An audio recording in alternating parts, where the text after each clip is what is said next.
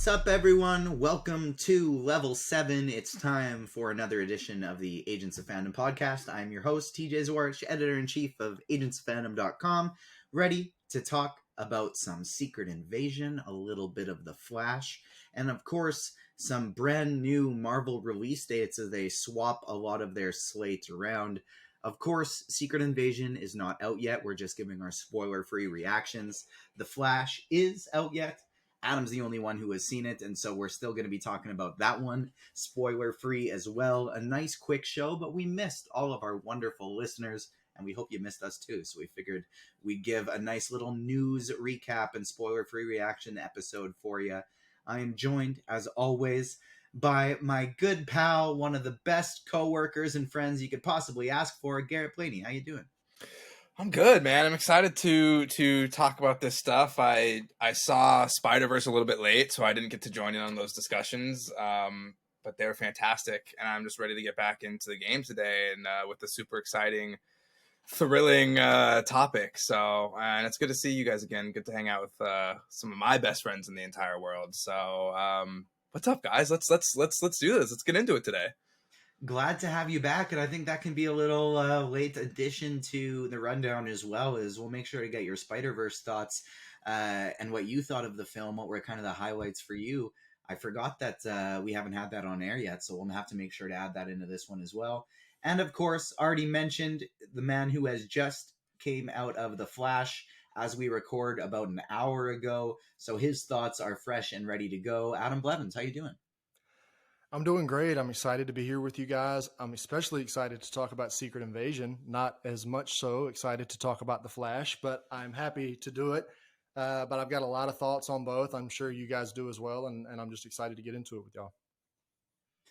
I don't know, Garrett. Do you have I'm assuming you don't have applause locked and loaded on your soundboard there. I should have had that. I should have said that to you beforehand so you could have prepped it. But we could guess. I could press a random one and try. No, none of them are making sound, so we should have practiced this. Not only did, as we record on a Thursday, did Adam have his first interview with the Agents of Fandom today, but it was a big one. And so stay tuned to the Agents of Fandom podcast feed for Adam's chat with director of every single episode of Secret Invasion, Ali Salim. I got a chance to hear him talk at the Secret Invasion press conference, and then Adam, you got to talk to him face to face. Obviously, we will leave that for people to take a peek and take a peek at the feed and stay listening to hear it for themselves. But how was it, dude? How was your first interview? It was incredible. It was unreal. I was so, to be completely transparent with you guys, I was so nervous. And even now, I'm so nervous to see how nervous that I was. I'm like in this inception frame of nervousness that I just can't escape. And then even when it releases, I'm going to be nervous to see everybody's reactions to it. So it's like, I just can't escape this glass mirror room of nervousness. But it was absolutely incredible. He was a delight to get to talk to, and I'm really excited for everybody to get to hear it. Adam, would you say you're in a glass case of emotion? Yes, that's all the time, though. That's pretty standard, but now it's just like the nervousness is also added to it. Yeah. Behind the man punted Baxter. He drop kicked him.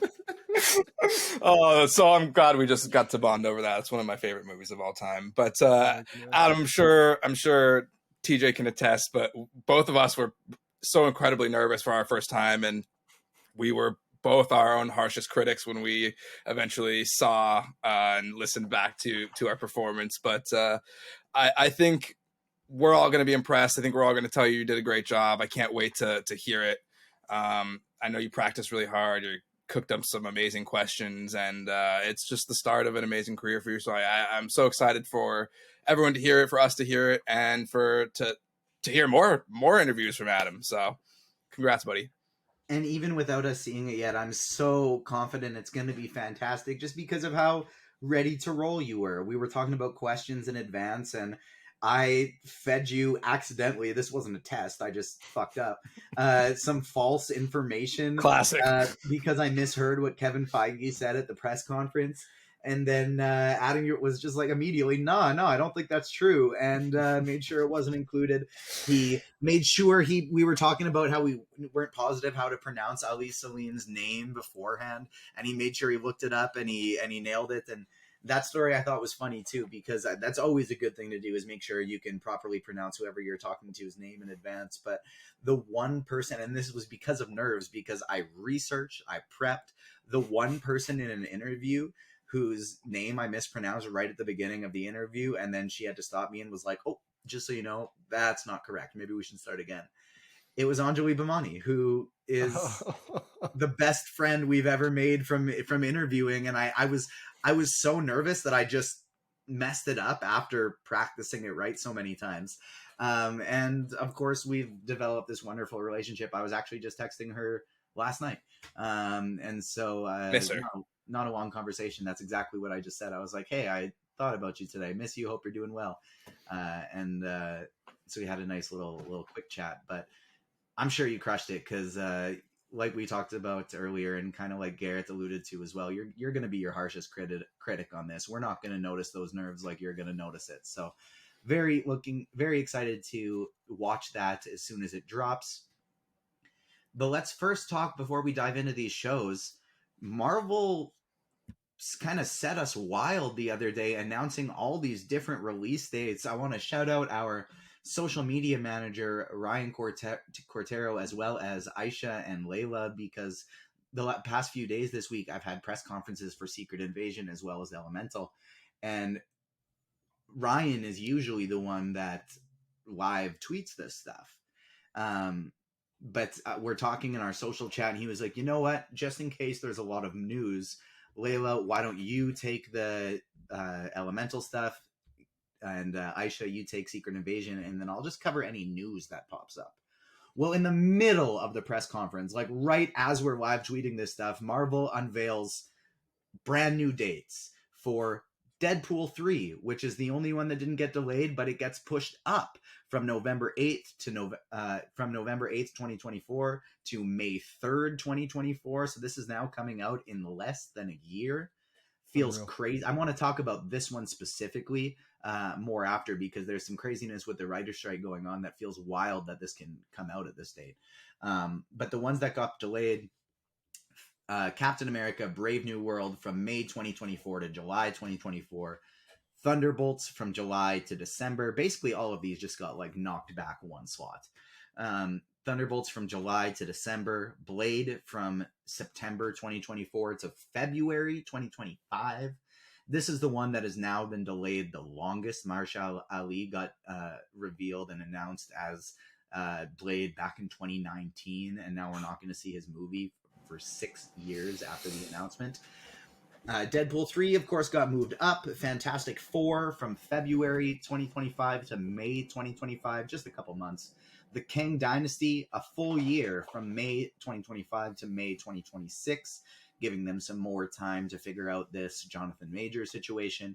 And I think the biggest deal and most important is Avengers Secret War got bumped back at least a year, but there's also been some rumors that this will in fact be split into 2 movies and not just one, which I think is necessary for the type of story that they're going to tell here. Adam, I know Deadpool is your guy. That's your favorite superhero. So I want to talk to you about Deadpool first, and then we'll throw it to Garrett. But Ryan Reynolds is listed as a writer on this film. He's a producer. He's the lead. He is listed as a writer. So when you are listed as a writer, that means you are, as an actor, you can't improvise on set when you are also a writer. So that either tells me, A, that they feel like they can change any improvisation scenes in post-production after this writer's strike is finished, or B, they just have like this airtight script that they feel so good about, and they're like, these jokes are already perfect. We're good. Well, I know you're happy. Are you excited that it's pushed up, and what do you feel about the uncertainness with the writer's strike? Yeah, it's like this. I'm simultaneously excited but also nervous because I mean, the report came out, I think it was 3 or 4 weeks ago when they were talking about Deadpool that they were going to continue filming. But then, like you said, there was going to be no improvisation or anything like that. And Ryan Reynolds has spoken many times in the past about how, in much of the first two Deadpool films, are so many of the lines, the funny one liners, everything like that are improv, like, and just off the top of his head and like things that weren't originally in the script. So while I'm really really excited that like to even think that Deadpool 3 with visual effects and everything, I was really surprised to think that it's already like they just started filming, I believe, like around a month ago. So to think that they could already, be scheduled for release in May of next year is surprising. But like it just seems to me I'm nervous that we're even gonna like maintain that release date. I don't know how that if they decided to push that back, it seems like they would have to also push a lot of other stuff back because all the rest of the slots are filled right now. But I'm in my head, I'm thinking like, what's the worst kind of trouble that Ryan Reynolds would get in if he was still improvising lines on the set? Like who is like I'm trying to think, and I don't know, the specifics of how all this works, like the technicalities behind the set, like if he could get in some kind of trouble or like what would happen with that. But like I like to think if there's things in there that come like to the top of his head, like maybe it's like, hey, like hush hush about it, but let's record another take for this, and then like you said, like add it in post or something like that. Like maybe so they've got like a standard to the script film to make it all the way to post production, and then hopefully soon, whenever studios decide to to ante up and pay the writers everything that they deserve and treat them with a fair share, there will be a lot of those second cuts and improv takes kind of ready. So it's like right now I'm like skeptical and excited, but also nervous and like hesitant. Like there's a whole lot of feelings going through my head at once. That's the thing, whereas I don't think Ryan Reynolds is going to be like sneakily breaking the picket line or crossing the picket line or anything like that. But everybody else who's not a writer can improvise. And so it doesn't seem that far-fetched that when they're in post-production, he can't just throw back on the suit for some scenes and be like, all right, I'm going to redo this joke. I'm going to redo this joke. Because let's be clear, he can improvise. It's just that he'll be a scab if he does so. Yes. And it will be I don't know if he is a member of the WGA, but if he is, it would involve, I imagine, his membership being terminated, and it's a big deal. So he can do it. It's just that you are, standing in solidarity with the studios, really, and saying you're drawing a line in the sand with a lot of people that I imagine you wouldn't want to. So I don't think that that's going to happen, but I also find it hard to believe that he's not just going to like as a knee-jerk reaction rifle off things on set, because I imagine that's how he very much is. So it's going to be hard to be like, no, we have to cut out, like make sure this is cut out, this is part of the script and it's maintained. It's very, I'm disappointed. I'll say, like, I wish I would rather have it be delayed and make a stand with the Writers Guild and just pause the production on this. And I don't know. It's a little bit icky to me, I'll say. Of course, I'm so excited for this movie. I want it, but it feels a little icky to me. Yeah, that's where I'm at too. Like, unless we're not really aware of the stage that they're at, and there's so much more done than we realize. I do think that is the case too. I think it was a lot farther along than any of us knew when it was initially announced. Like, I think it had been talked about probably for a long time. Probably a full script had already been turned in at that point, and so I will say that. But I don't know. It's still the actions of supporting your union, as opposed to, even if you are supporting, like, even if you're not supporting your union, you're not breaking any rules. When you have the ability to stick it to a company like Disney that has such a firm hand in these studio negotiations. Now, it has been reported that Disney's has basically been the first one to be like, yep, let's do it. Let's give them some more, and let's meet these rules. Whereas a company like Netflix has apparently been, now this is still speculation and reporting, and we don't know if it's true, but as a company like Netflix is basically been one of the main ones holding them back. But still, it would be nice to, like you said, provide that solidarity. And it's like, it's so weird with this specific movie. Like, if this wasn't Deadpool of all things, it wouldn't be that big of news, right? Because we, like, if you watch the extended cuts or like the bloopers of Deadpool 1 and 2, like there's 10 versions of every scene. Every scene where he's telling one-liners, like there's 10 versions of them with him telling different jokes in every single one. So it's definitely going to be interesting to see what they do here. All the delays, it's like, I feel like we're all in the same camp that we would always rather see something be delayed for the quality to be improved as opposed to just getting it out as quick as possible. Ant-Man and the Wasp: Quantumania, Thor: Love and Thunder, and even to a degree, Multiverse of Madness suffered from, if this would have had more time to develop and more care was put in the editing process, the VFX process, the stories got extended a little bit so that more could be put into the movie, they all would have been improved, and they weren't as good as they could have been. So all of these delays, I think they're good things. The only one that's kind of disappointing because of how long we've known about it is Blade. But Garrett, I want to throw this one to you. I apologize for it being off the rundown, but it ties in with Spider-Man because just a little bit ago, we got news that Sony and Marvel combined, they've added some release dates to the slate as well. They haven't given the titles, but an untitled Sony and Marvel collab will be released on November 8th, 2024, and an untitled Sony Marvel live action collab will be released on June 27th, 2025. I don't think that necessarily means the first one can't be live action. These are just Sony's slots. But I think my understanding is that likely if Beyond the Spider-Verse needs to be delayed, it'll probably take that slot in November 2024, with the live action one in 2025 very likely being Spider-Man 4 with Tom Holland. I'm just finding out about this right now. That's interesting. Was there a question behind that, or were you just... What do you think they could potentially be? What do you think the collabs could be? And I want to basically, if you don't have any ideas, just lead it into, these are going to be Spider-Man related things. What did you think of Across the Spider-Verse? Well, I mean, Across the Spider-Verse is incredible. It's a work of art, from front to back. There's so much heart, love, culture.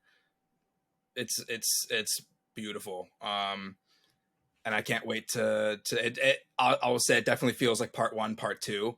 So I kind of wish that it stayed that way. But yeah, it's phenomenal. And I'll say with this Sony Marvel collaboration, you know, it could be, you know, there's this still going around of from Craven, you know, of showing Craven in his like there's, which just is horrible, by the way. And it really is. With Sony, it could be anything. The El Muerto is lurking around somewhere. We don't know what the deal with that is. We still have a Madam Web something or other happening. So, you know, we could be getting a Lizard movie. I really don't know. I'd love to say Spider-Man 4 is the obvious answer, but give us that Michael Keaton solo Vulture movie as he the one that we all wanted. Tries to figure out why he's in Morbius's universe. I think kind of the best bet will be, you know, if Beyond the Spider-Verse needs to be delayed to get that animation in time, then it'll probably take that November 8th spot. If not, I feel like it's probably likely to be Venom 3. Would most likely slot in there, and I can't imagine, like, maybe Spider-Man 4 would be ready for that one, but I can't imagine it is because if there's not even a finished script yet, and now they're in a writer's strike, I can't imagine it would be that one. So I think that'll be the 2025. Craven set to be October of this year. Didn't Tom say something about the Spider-Man 4 script recently though? He said he's read the beginnings of it, and it's a great start. Who fucking wrote it, dog? No, it said in it. He said it was a great start, and we began to have meetings, and then we the discussions have stopped since the strike has begun. So it was like a few months ago they had meetings about the beginnings of the strike. Got it. Thanks for the clarity on that. that was just one of those ones where it was like all the headlines were like Tom Holland talks Spider-Man script, and then you go in the article and everyone's like, what the fuck?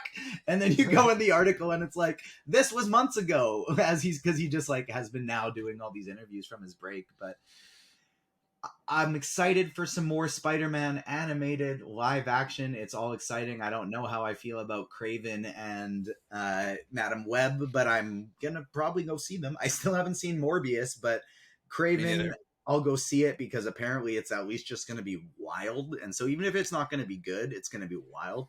And then Madam Web, I'm holding out hope just because the cast is insane. I love Adam Scott so much. The fact that he's playing a Parker, whether it be an old Peter Parker, a Ben Parker, whether Richard Parker, I'm not sure exactly, but I'm so excited for that. And so I'll give that one a shot. But Venom 3, as much as terrible as Let There Be Carnage was, I am still holding out hope that Venom 3 could be something, because I did actually really enjoy the first one.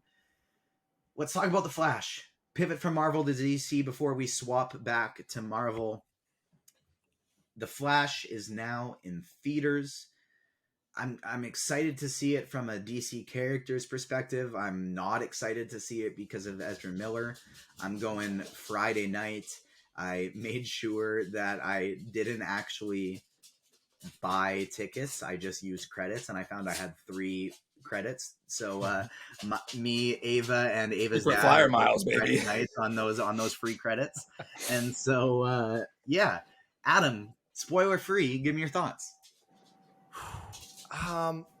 Spoiler free, I'll say this is one of the I haven't seen a movie in a long time that makes me feel like is the 3 acts of this movie are so well defined that it's like jarring when they switch like from the first act to the second act, and from the second act to like it's so clear, okay, we're moving into the next part of the story now, that like it really took me out of it. And, you know, there's been so much conversation surrounding this for so long. People have been saying this is the best superhero movie ever made and all this kind of stuff. And then people, as of recent, more and more people are starting to see it. We've been seeing a little more down to earth and some more negative takes and responses and things like that. I kind of fall in the middle with it. I do think that there's some fun to be had, but it just seems like it's hard to put my finger on it because I'm still processing it. Like you said, I just got out of it about 2 hours ago, but there were times when I can tell that a lot of the humor does not work. It's not, as people have been talking about how cringe it is. It's pretty cringe in some spots. It's not too bad. They go back and forth a little bit, and obviously humor is subjective, so mileage is going to vary on that. But there was a lot of times there's heart in there, and there's some emotion, and I can tell they were trying to really bring it out. And there was times when I'm sitting there thinking like, I'm supposed to be feeling sad about this, or I'm supposed to be happy at this reunion, or I'm supposed to be feeling this, but there was just something preventing me from doing like from getting all the way there. And I don't know whether it was the controversy or whether it was poor storytelling really or what, but it's just, to me, it lands like right between a 6 and a 7. Like I had a lot of fun watching some of the fight scenes and stuff. The CGI personally, and this may be a hot take, it's not as bad as I was expecting it to be until you get into the third act. And then it's pretty bad. It's like jarringly bad in some spots. But before that though, it really does. It's like it takes it a long time to get going story wise. And then you get into the third act and you trade in the like decent CGI for decent story. So it's like, it's never firing on all cylinders at one time. It's just, it's a strange film. It's like, I feel like in my head, I need 2 to 3 watches to process it, but I know I'm not going to go back and see it again. So it's like right now where I'm at on it is I think where I'm going to stay. And that's just that it's a lot of fun, but they just couldn't quite bring it home when it really mattered. And I think, you know, I'll just be glad when this entire Flash era and all the talk about it for months leading back to 6 months ago, Tom Cruise saying this was the kind of movie that we needed, that the world needs. I'm ready. I'm just ready for that kind of stuff. Okay. That's my question for you, Adam. Did they take the money that they made from burning Batgirl and use it to buy people's like Stephen King and Tom Cruise and all these like people are like, what the fuck are these people doing calling this the greatest movie of all time? Like, some random shit. Is that where that money went? It seems like it is, Okay. and who am I to say that I know more about film than Tom Cruise and Stephen King? But like, I've watched a lot of superhero movies. You know more about superhero film than they do. Clearly, either that or just they got a lot of money. But like, they have a lot of money. You know what I mean? Like, yeah, pay us to give those good reviews. Come on. We'll say it's the greatest movie of all time. I would have done that for like $1,000. I would have done it for less than that, if I'm going to be honest with you. I would have done it for supper tonight. Yes. So much money. They really undervalue the position of most of these critics. The financial position of most film critics. That's the hilarious part that I've heard about the writer's strike, is that like people will be talking about, I saw a tweet where it was like, a member of the Writers Guild was like, I went for lunch with one of my old bosses, and he asked me like, are the writers beginning to like get worried and struggle a little bit? And he's like, and she was like, no, you guys have treated us so poorly that this isn't even a long hiatus yet. This is just normal after you guys cancel our season without telling us. Like, we're used to way longer times than this. You've trained us by treating us poorly to be able to handle this adversity. So good luck, guys. And I thought that was kind of a pretty funny interpretation of funny, but also just like incredibly sad. Yeah, 100%. Right. Incredibly sad. Funny if this turns into a long-term benefit for the writers and they actually get paid in the future. But until then, when? Very sad. When that happens. When that happens, yes, exactly. Yep. We talk about all these delays, and like Blade has been gone for so long, right? He was announced in 2019, and we're not going to get this movie till 2025. Well, the first season of The Flash debuted in, I believe, November 2014 was the first season of The Flash on the CW. And Ezra Miller was announced as the Flash for a Flash movie a month prior to its debut in October 2014. So we've known they are going to be the Flash for 10 years now, almost 10 years. And it's a shame that like we always talk about like delay the movie for better quality, delay the movie for better quality. And they delayed this one a long time. And I'm sure it would be getting a lot of praise if people hadn't hyped it out long before it came out as one of the best superhero movies ever made, where it probably doesn't compare. You talk about the distinct acts and the differences. When you said that, like the movie that really popped into my head is a movie that it's arguably the best superhero movie ever. So this isn't really a hot take, but the pacing in Infinity War, I just don't think it's talked about enough. The pacing in that movie is just perfect. It's a long ass movie. And like there are times in Endgame that drag a little bit, that it's like you can basically go, I want to watch the first part of Endgame, or I want to watch the third part of Endgame, and you know distinctly when that is. But Infinity War, it's just like it rips. The second you go like you start sitting with a group, it pivots to another group, and it pivots so seamlessly that you almost forget about what happened next. Not totally forget about it, because it hasn't been that long, but you forget about what happened before just so you can be surprised when it comes back to them. And you go so long with a group that as soon as it pivots, it's like, oh, I forgot about these characters. And it's just done so perfectly. Secret Invasion. Speaking of interesting pacing, this show, it goes pretty hot right off the bat. There's moments where it kind of by design goes a little bit slower to build up some suspense. But I really thought these first two episodes set the stage perfectly for what this show is. I felt like episode 1 really set the stakes and introduced us to the stakes. I feel like episode 2 really added more context to the story and the gravity of the stakes as well. Surprises intensity. I thought it was a pretty awesome first 2 episodes. Garrett, what did you think? I agree with you, and I have a really hard time reacting instead of reviewing, so I'm going to keep it kind of light.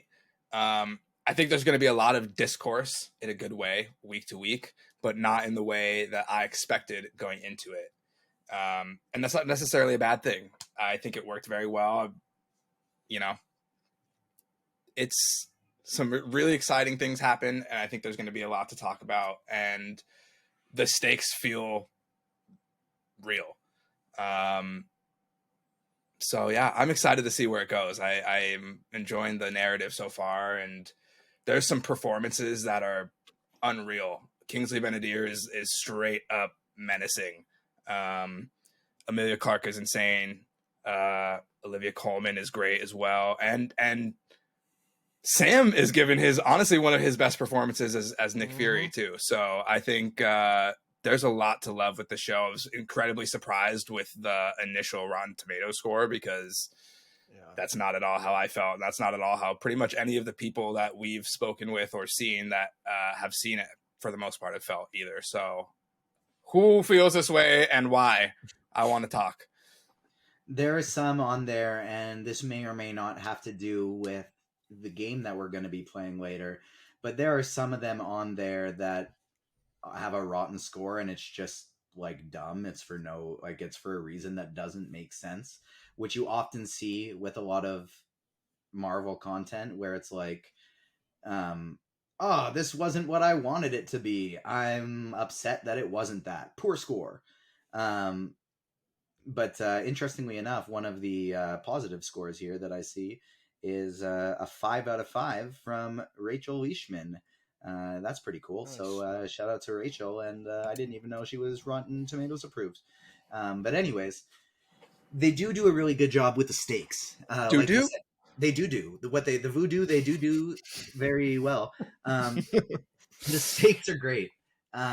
It's grounded, but so personal and intense. And you can tell the stakes very much matter for the people involved. And if they aren't taken under control, they're going to grow and they're going to grow and they're going to grow. The performances by the actors are really what stood out to me because they are bangers. I'm with you, Garrett. The one that stood out to me the most is Kingsley Ben-Adir. I just thought he was incredible. He was so menacing. His character Gravik reminds me of, and what I think is really cool about this is that there's been so many parallels throughout comic book history and discourse of people talking about how Magneto is similar to Malcolm X, where he really cares about his people, but he's more on the it's us versus you, as opposed to the character where people say, well, Charles Xavier was more like Martin Luther King because he wanted everyone to get along together and not oppose each other. It's been disproven that was not the intent when those characters were created, et cetera, but there's been a lot of parallels that people have made, and I find it really interesting that Gravik to me is a lot like an even more extreme Magneto. He reminds me a lot, his personality reminds me a lot of Magneto, but then maybe even to a bit of a more extreme level, which is cool because Kingsley Ben-Adir played Malcolm X in One Night in Miami, and he's just absolutely incredible in that as well.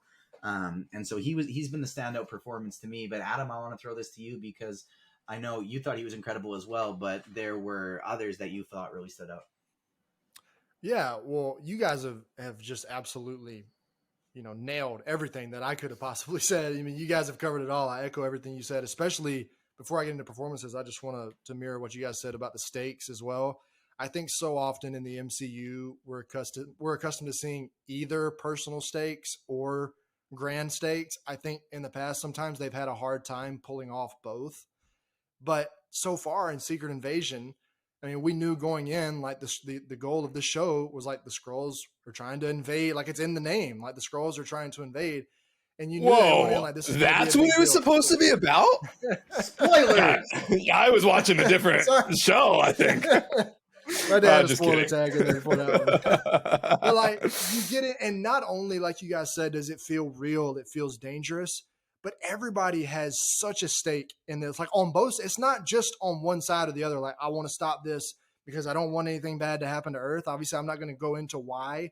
We learn why in these first few episodes, why this is so important to Fury and to Talos, but not only to them, but to Emilia Clarke's Gaia and to Kingsley Benadir's Gravit. Like, on both sides, this matters to them more than just like control.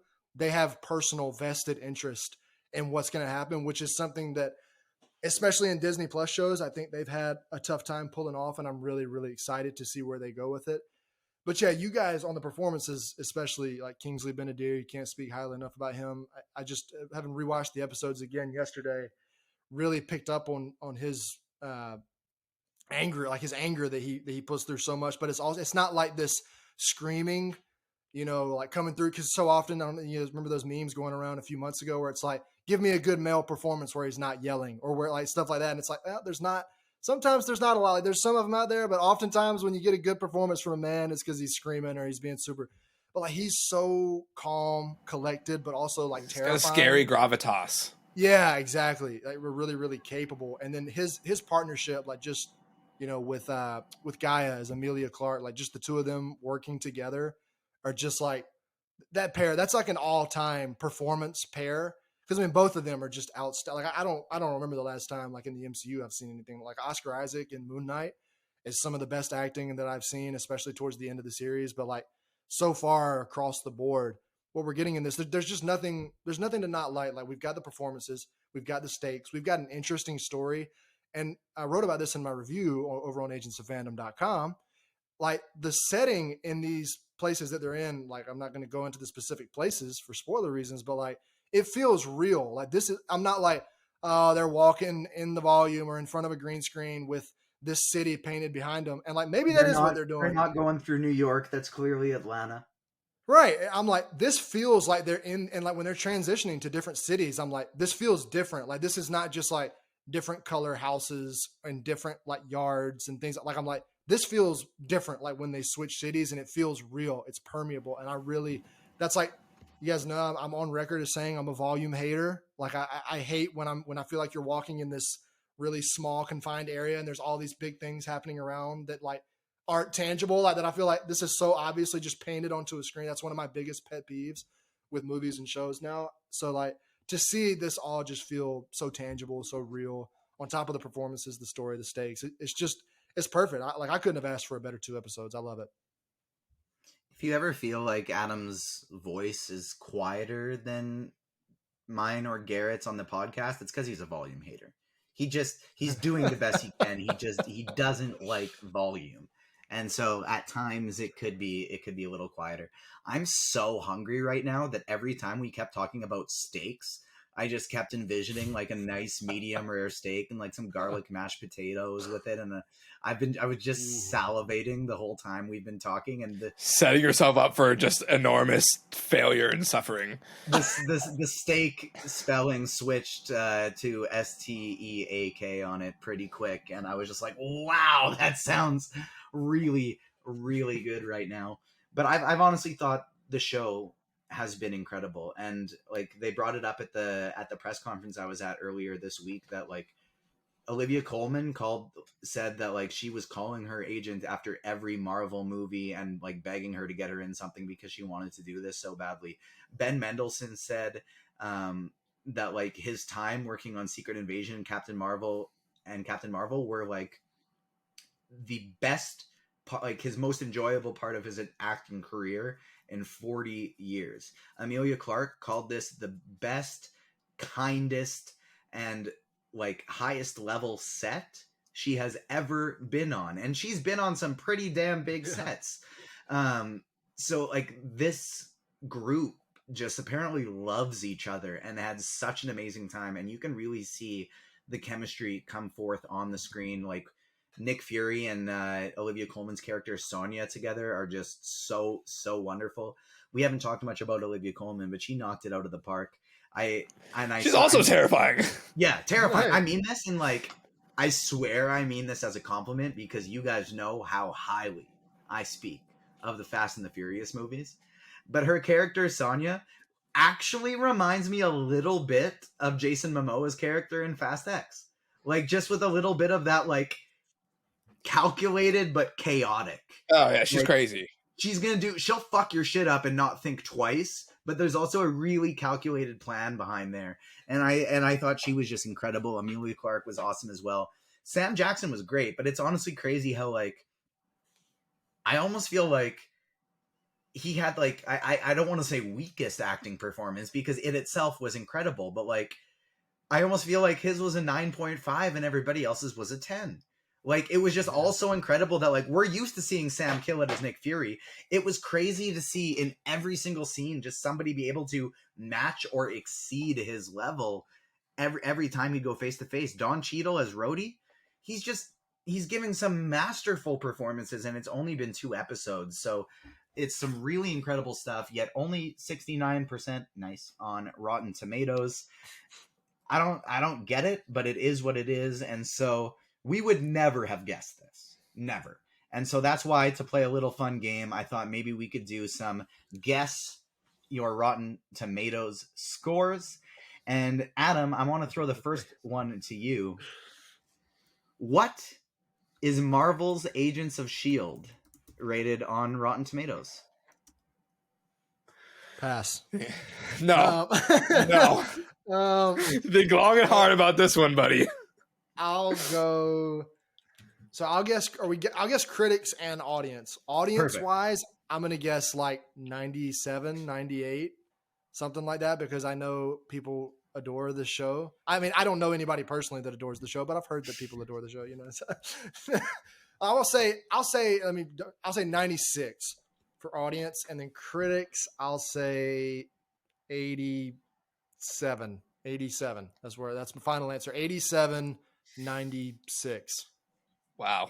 You're not that far off, but you got to swap your numbers. The audience rating is 91% and the critics rating is 95%. Wow. With a single season of Agents of S.H.I.E.L.D. I can't pull it up on here right now. I'm working on... Oh, yeah, here it is. Season 7 of Agents of S.H.I.E.L.D. as well as Season 5 and 3. Holy shit. Season 3, 5, and 7 have 100% critic ratings on Rotten Tomatoes. That's wild, because the framework is season 4, I'm almost positive, and that is by and far the best season. Wow, that's crazy. 96 for that one. Unreal. The only one under 90% is season 1, which is 88%. So true. So true. So true. The first half of season 1 is 70%, and then the last half is 100%. Oh, they bake. They bake at the last half. Woo! Yeah. Right in the Winter Soldier, they bake. I got the next one for you, Garrett. We see Michael Keaton return as the Batman in The Flash. I know you love the character Batman, the video games. You love Mike. I was gonna say Michael Bay. I've been talking a lot of Transformers today. Christopher Nolan's Batman trilogy. What is the Batman from 1989 with Michael Keaton? What's it rated on Rotten Tomatoes? Oh man, 89.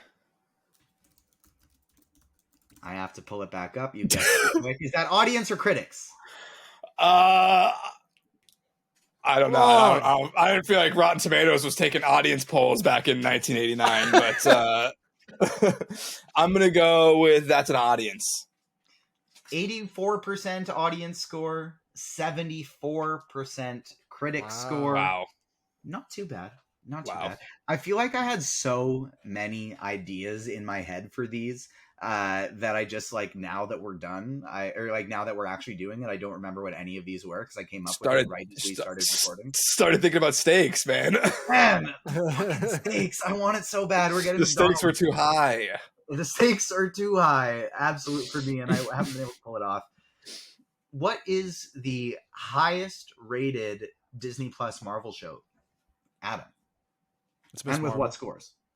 Miss Marvel, I believe. I know Miss Marvel's at 98, just because we were talking about that the other day. And I know She-Hulk is at an 80. I'm trying to think of what the other. No, it's got to be. Highest has got to be surely nothing else is above a 98, right? Like it's got to Miss Marvel's got to be the highest at 90. And I believe that score, if I'm not mistaken, is from the first 2 episodes. I think it's the same thing like with Secret. They sent out the first 2 episodes, and that's what that score is based off of, I believe. Because I think I saw that the whole season was a little bit lower than that. But correct me if I'm wrong on that. The whole season is rated at a 98, and you are correct. Wow. It is the highest scoring Marvel TV series. Nice. Garrett. What do I win for getting that right? What do I win? A steak. Nice. Yeah, that was much better than what I was about to give. Yeah. All right, last one, because I've already kind of ran out of ideas. Garrett, what is ideas, not the steaks. The ideas. Yeah, no, I need to go get some steaks. I need my McDonald's. I mean, it's not steaks, but we're getting McDonald's after the food, the grub. Garrett, what is the highest rated Lord of the Rings movie, and what is its score? It shares the same audience and critic rating. Are we including like the Hobbits and stuff in this? I don't know. Those are all garbage. They're not going to. It's got to be the Return of the King. It has to be. It actually isn't. Is it the Two Towers? It's Two Towers at 95%, and believe it or not, of the group, Lord of the Ring or Return of the King actually has the lowest audience score. That's absolutely stupid. Diabolical. That's.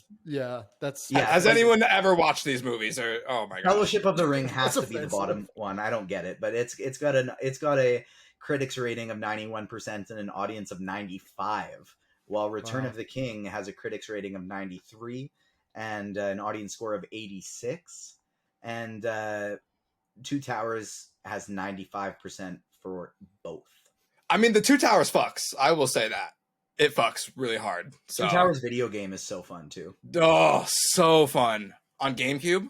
What were we talking about? Oh, on GameCube. You know we're talking about GameCube. The GameCube Lord of the Rings games went fucking hard, man. Oh, wow. The GameCube Lord of the Rings, GameCube James Bond was another one that I just absolutely We didn't deserve the GameCube at the time we got the GameCube. I firmly believe that. We really didn't. We really Super Monkey Ball is just leagues ahead of its time. I Super could play Mario that for... Strikers too? The soccer game? My god. Oh my gosh, unreal. Let's not forget Super Smash Bros. Melee. That's the best Super Smash Bros. Game by a wide margin. And let's not forget that Sonic Adventure Battle is probably Sonic Adventure Battle 2 best Sonic game that exists. With the Chows, the Chow the Chow Garden. My god, the Chow Garden. You could like breed the Chows with the. Gosh, we need to have a GameCube pod and just reminisce for an entire hour. We could. Speaking of a new pod, we are announcing a brand new podcast on the Agents of Fandom podcast feed next week. So stay tuned for that to the Agents of Fandom socials at Agents Fandom on Twitter and TikTok, Agents of Fandom everywhere else. It's going to be dropping on our YouTube page, Agents Fandom, or youtube.com/Agents Fandom, where you may or may not be watching this right now. If you are, make sure you hit that like button, subscribe, hit the notification bell. But like I said, brand new podcast dropping next week to be the 5th on the Agents of Fandom podcast network. So make sure you stay tuned for that. Not only should you check us out, but also the Tickets Reality podcast, Fandom Academy, Listen 3000, and yeah, those are the 5 on the Agents of Fandom podcast feed. And I also just want to shout out our YouTube shows, because Isaac with the Critics has had every now and then one of these reviews absolutely pops off and does phenomenal. So shout out to Isaac. And Damon on the Comic Corner has just been doing some incredible stuff with literally like all of your favorite comic writers. Like we got Jed McKay, we got Kelly Thompson coming on for a second show. I had an interview with Chip Zdarsky, and he's also going to be coming on Comic Corner in the future as well. And we got many other things cooking. So make sure you check that show out. Check out the store on agentsofandom.com, and where you can get some great merch. We got some wonderful Pride merch up there right now as well. You can also find this sweet sweater that I got on right now. And make sure you also check out the Agents of Change tab that we got over there. I wrote an article about the disappointing state of the homophobic nature of the school division I used to work at in the city that I currently live in. And you can find that up on the Agents of Change tab. And of course, We're going to be covering Secret Invasion every week. I don't know. I don't have guest book for episode 5 and 6 yet, but through 1 for 4, we got 4 guests that have never been on the podcast before, including our own fellow agent, Brandon Moore, who I am so excited to make his debut. He's going to be joining us for episode 3. So stay tuned for some great content, because we're going to be breaking down Secret Invasion and so much more. That'll do it for the level 7 lockup. On behalf of myself, Adam, Garrett, our wonderful producer behind the scenes, thank you to everyone who joined us this week. We will be back next week talking some Secret Invasion, and we will see you then. Peace. Peace. Peace.